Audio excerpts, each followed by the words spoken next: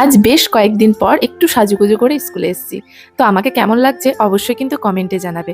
তো এখন চলে এসেছি, ছেলেকে স্কুলে তো দিয়ে দিয়েছি, আর এখন চলে এসেছি আমাদের ফেমাস জায়গা, মানে হচ্ছে পুকুর পাড়। আর তোমরা তো জানোই যে পুকুর পাড় আসলে আশ্রমে কি কি রান্না হয়। আর কাকুদের সঙ্গে কথা বলতে আমার ভীষণ ভালো লাগে।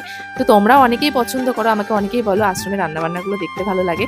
আর এমনকি তোমরা এই ভিডিওগুলো বেশি বেশি করে দেখো, আমার ভীষণ ভালো লাগে। তোমরা আমার ভিডিওগুলো এতটা ভালোবাসা দাও আর এভাবে আমার পাশে থেকো, তাহলে নিত্য নতুন ভিডিও আনতে আমারও ভীষণ ভালো লাগবে। তো এখন চলে এসেছি আশ্রমের, মানে যেখানে রান্না হচ্ছে।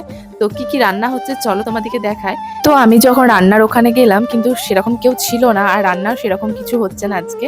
আমি যখন ওই কাকুটাকে জিজ্ঞাসা করি যে কি কি রান্না হবে, তখন বলে কি আলু পটলের তরকারি, আর এদিকে সোয়াবিন পেঁপে আলু দিয়ে তরকারি, ডাল, এইসবই। তো যাই হোক, সেরকম বিশেষ কিছু রান্না আজকে আর দেখলাম না। তাই যে ছেলে ছুটি হয়ে গেছে, আমরা অনেকক্ষণ মন্দিরে বসেছিলাম ওখান থেকে গিয়ে। তো তারপরে যে ছেলে ছুটি হয়ে গেছে, চলে এসেছি বাড়ি ওকে নিয়ে।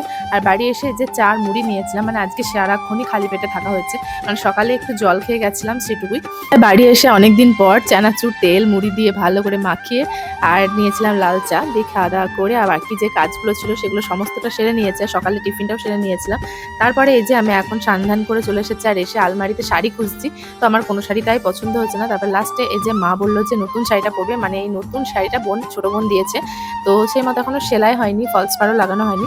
তো মা বললো যে ওই শাড়িটা আমি পরবো। তো সেই মতো ওই যে মায়ের শাড়িটা বের করে নিলাম, আর আমি এটা পরবো। তো আমারটাও বের করে নিলাম। তাই ভাবলাম চলো, আমি তো টুকটাক কাজ জানি মেশিন এর, তো সেই মতো এই যে মাকে বললাম ধরো ব্লাউজ পিসটা কেটে আমি মুখটা মেরে দিচ্ছি, মানে সেলাই করে দিচ্ছি। তো এই যে দেখো মাকে ধরতে দিয়েছে, আর এদিকে আমি ব্লাউজ পিসটা কেটে নিয়ে মাকে রেখে দিতে বললাম। আর এই যে এখন শাড়িটা সেলাই করে দেবো।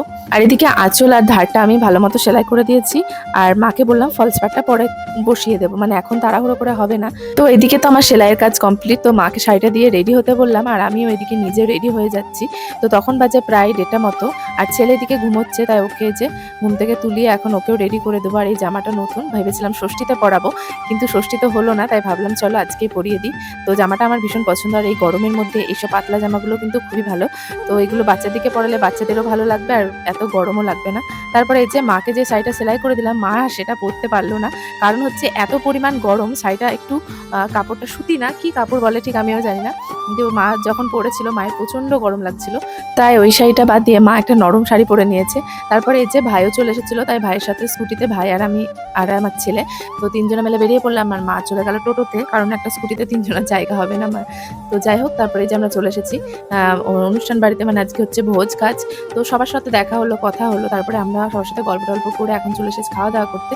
আর আমার ছেলে দেখো একা হাতে কত সুন্দর দই খাচ্ছে, দেখতে বেশ ভালো লাগছে। তারপরে চলে আসলাম খাওয়া দাওয়া করে কিছুক্ষণ বসে আমরা বাড়ি। তো দেখো বন্ধুরা, এই যা পরিমাণ গরম পড়েছে আজকে, নাইটিতেই কিন্তু সব থেকে বেশি শান্তি, মানে যতক্ষণ শাড়ি পরেছিলাম মানে আরো বেশি গরম লাগছিল। তাই বাড়ি আসা মাত্রই তাড়াতাড়ি করে চেঞ্জ করে নিয়েছি। তো আজকের মতো সবাইকে টাটা, আবার নেক্সট ভিডিও নিয়ে খুব তাড়াতাড়ি তোমাদের সঙ্গে দেখা হচ্ছে।